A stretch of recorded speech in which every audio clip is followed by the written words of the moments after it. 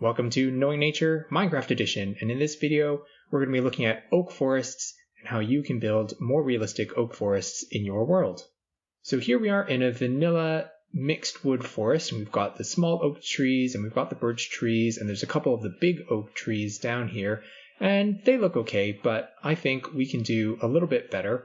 But first, let's learn a little bit about oak forests and how they work. So here's my version of an oak forest biome, and what I've tried to do is use a little bit of forest ecology to design the space. Now the key with a forest is that it's made up of trees, and trees are plants which need sunlight and water and carbon dioxide in order to do photosynthesis. And so everything about the forest is about collecting as much of that sunlight as possible. And that's going to inform how we build our trees and how we arrange them in the forest as well.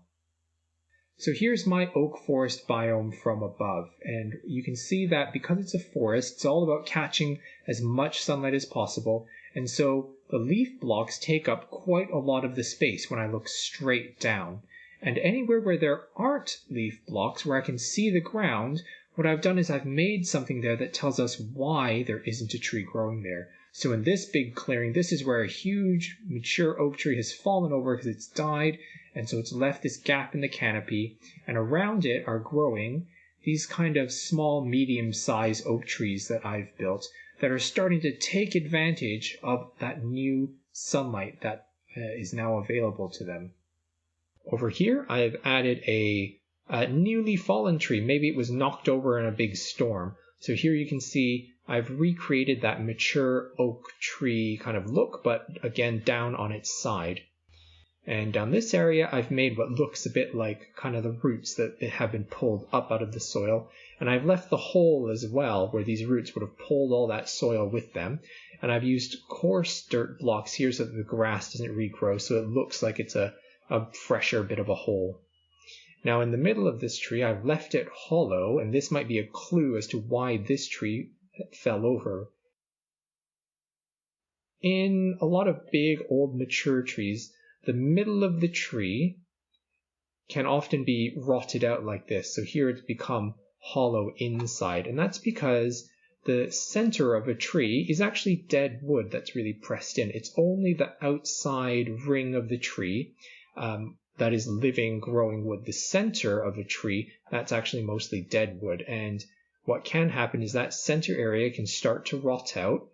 And in some cases, that can make the tree a bit weaker. So maybe what's happened with this one is maybe it started to rot out in the middle. That started to make the tree a little bit weaker. Maybe the tree wasn't quite so healthy. And so a storm blew through, and that heavy wind, that strong wind, ended up knocking over our tree. Now this, of course, left a clearing in the woods. Again, an area where the sky is free, not blocked by leaves, that lets light down. And that means that more of these little baby oak trees, these little saplings, can start to grow up. So I've added a few different sizes of sapling of oak tree to make it look like they're taking advantage of this light that's now available, now that this great big old oak tree has fallen over. And because there's more light, again, more different plants can grow. So I've used some bone meal just to add some flowers and more grass in the area, like it's become a little meadow. And over here we've got another oak tree that has died, and what I've done is to try and show that it's died, I've again used just an axe to strip some of the bark off so you get that exposed wood.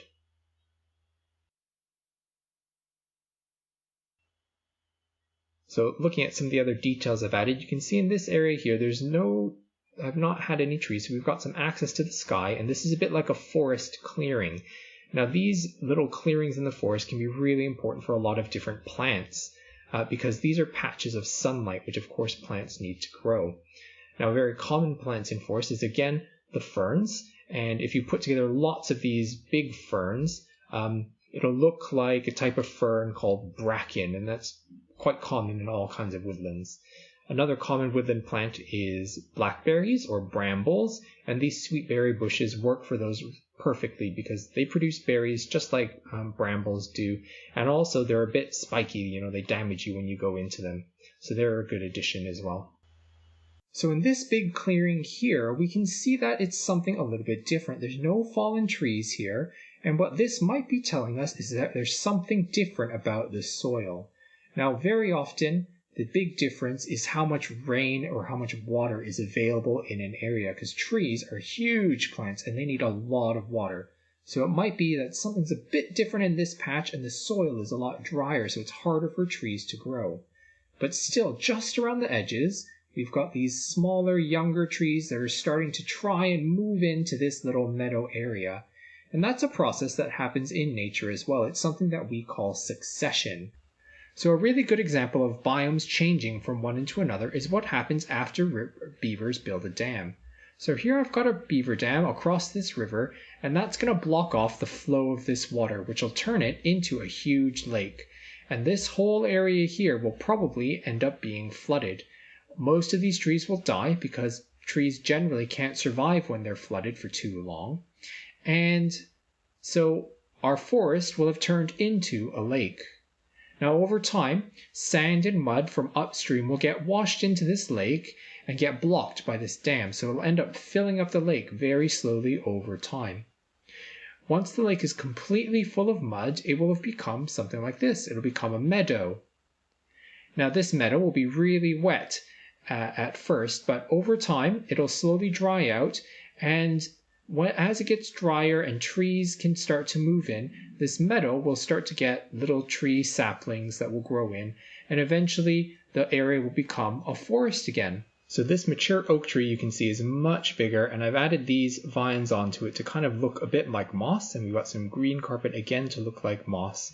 But as we walk around the tree, what you'll see is that I've only added the moss mostly to that one side of the tree, and this is the side of the tree that actually faces north, and that's because, at least here in the northern hemisphere, the northern side of trees, they tend to be more shaded because the sun comes in through towards the south, and that means that the northern side is going to tend to be a bit shadier and a bit damper, and moss really likes those kinds of conditions. They like to stay a bit wet, and so I've tried to put them mostly on that side. And here you can see I've added a bracket mushroom onto the side of these oak trees, and these are mushrooms that you'll find on quite a lot of mature trees. They tend to feed on decaying woods, so maybe the bark or maybe part of the tree there has died, and so this mushroom is starting to grow out the side. Now another thing you might notice is that on the bottom of the mushroom it's got this different texture from on the side. And that I've done just by putting extra mushroom blocks down at the bottom and then breaking them. And that's because on these bracket mushrooms, they reproduce, they spread themselves around by spores, which actually come out from these little pores on the bottom of the mushroom. So by adding those extra blocks and then breaking them, you get the inside texture of the mushroom blocks, and that makes them a little bit more realistic. The other thing I've done here in the forest is I've created the path just by using plants. So I've placed grass and these big ferns and small ferns here, but I've left this kind of clear walkway, and that way you get the sense of a path, but without that super obvious grass path block there. So it's a bit subtle, but it still guides you through the forest. And this mimics what you'll find in real forests, because you'll find these animal trackways that are made by animals that walk through the forest. And as they walk, what they'll do is they'll tend to trample down the ground a little bit, and they'll be trampling down the young plants. So you'll end up with these pathways through the plants where everything's a little bit shorter. If you've ever been walking through the woods, I'm sure you've noticed that, where you'll see what looks like a bit of a path. So here we are back at our old rotten stump, and you can see that what I've done is I've basically made the trunk of a mature oak tree, but not included the top. And then inside I've tried to make it all different heights, but I've sloped it down this way because this is where I've put the trunk of the tree. So I've built it now lying down on its side. You can see a few broken old branches there. I've cut a hole in the top as well where the wood is really rotted away, and I've also stripped the bark from some of the logs to give you the sense that the bark has started to rot and fall off of this log. Around the outside you can see lots of different mushrooms, and that's because a lot of mushrooms love to eat wood and decaying wood, so popping them around there adds to the detail as well. Now these are really important habitats in oak forests, this old wood, because as it slowly rots down, it becomes food and habitat for loads of different insects like stag beetles and things like that. And they are a nice little detail to add into your oak forests. So let's look at how to build the trunk of our tree. For this you'll need wood. I'm using the 6-sided bark texture just because it's a bit easier, and if you're in survival mode you'll need lots of scaffolding. Start by building the widest part of the trunk of your tree and then gradually taper it as you go up. Don't worry if it ends up looking a little bit boxy. We'll take advantage of those boxy angles when we put in the branches. So now we're going to put in some of the branches, and for this you want to find a few of those boxy areas and use that as a branch attaching point. Zigzag your way out with the branches, and you might want to have some bits that go up a little bit as well.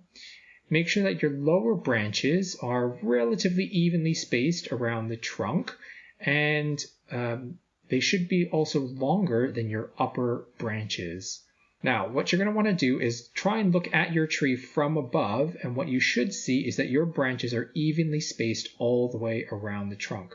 Remember, this is all about capturing as much sunlight as possible, so you don't want those upper branches to block the sun from the lower branches. Also, take a step back, have a look at your tree, and make sure that it's got that domed shape that oak trees tend to have.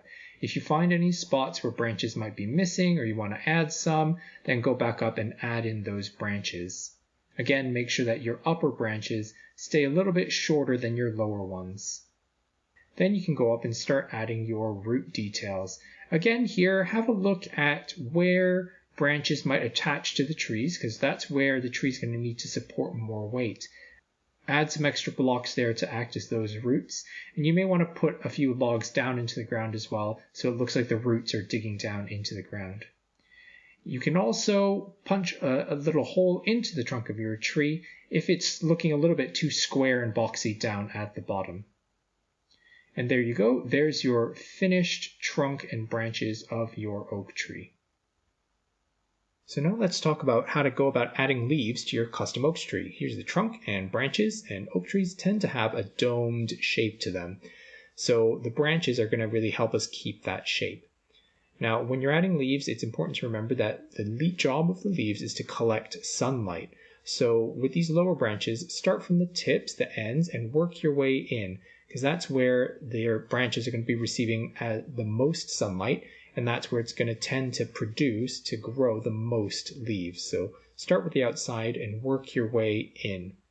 The other thing that this does is it means that if you're standing under your oak tree, if you've left the parts of the branches closest to the trunk bare, when you look up, you're going to get that wonderful effect where you get to see up through all of those branches of the tree.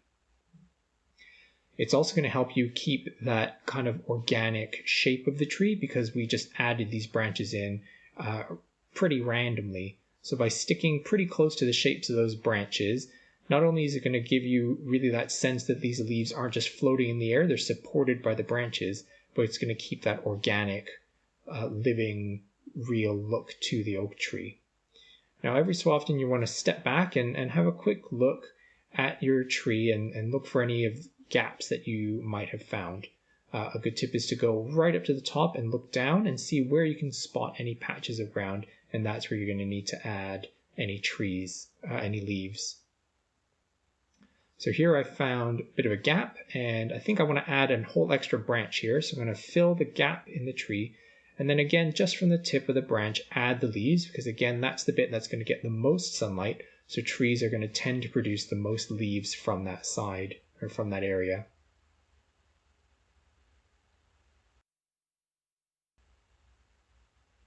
I'm going to want to check and see where there's any sunlight making its way down to the ground, and I'm going to want to make sure that my tree is going to be able to collect that sunlight, because I want to catch as much sunlight as it can. So I build another extra branch and then fill in that gap with leaves. And I'm going to try and make the length of the branch in between the upper branches and the lower branches so it fills in that space without shading out the lower branch and without being shaded by the upper branch. That way it's going to actually collect and catch that sunlight so the tree can do its photosynthesis. You also want to step back a bit and make sure that your leaves aren't looking too flat. So here I took a little step back and I added some leaves on top to round it out, and I kept that dome shape. Now, don't worry if your tree still has some big gaps in it. What you can do actually is go in close to the trunk and actually punch a hole into your tree. And that's going to be kind of like where maybe an old tree branch has broken and fallen off of the tree. And then that's why there's a big gap in the leaves. But by having that hole there, it tells you when you're looking at the tree why there's that hole in the leaves. And you can see, oh, that's right, there's a branch. You might want to even add the fallen branch down onto the ground. And here we are. We can look up through the branches of our oak tree, and we see that just little patches of sky, and that's it.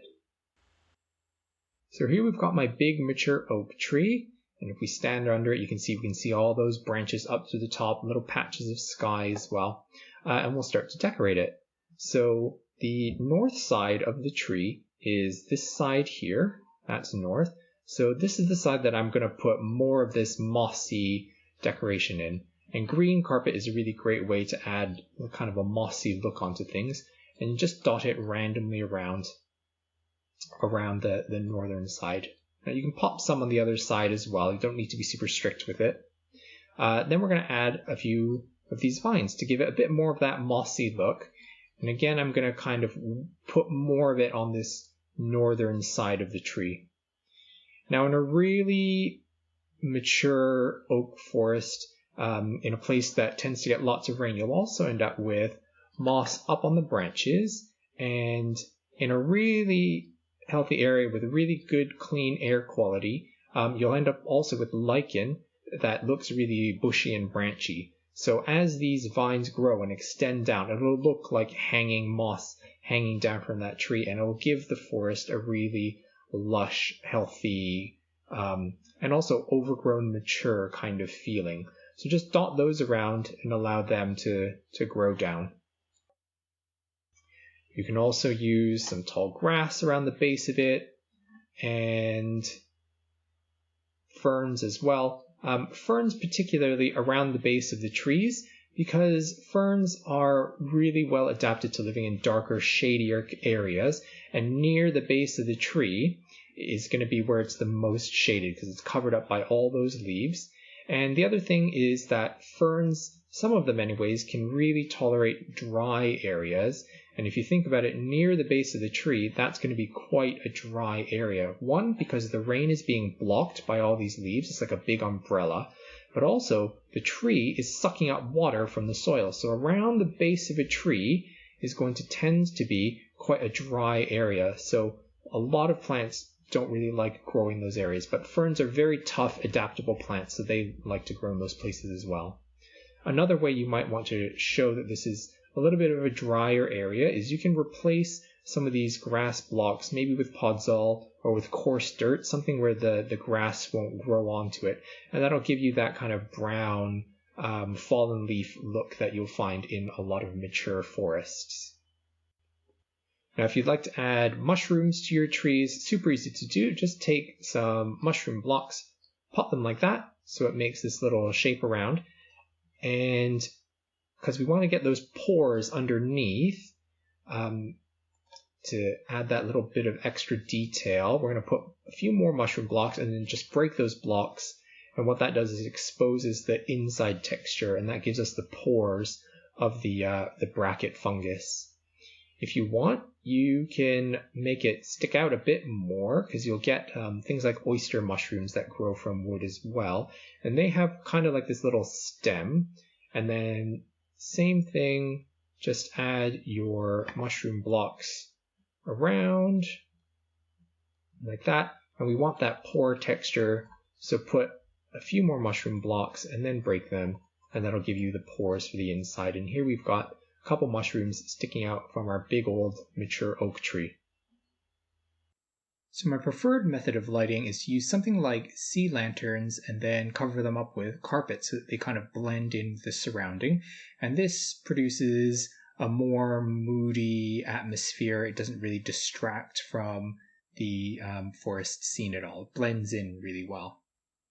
You can also put sea lanterns up in the trees and then just cover them up with either carpet again, or you can use more leaf blocks. It's your choice.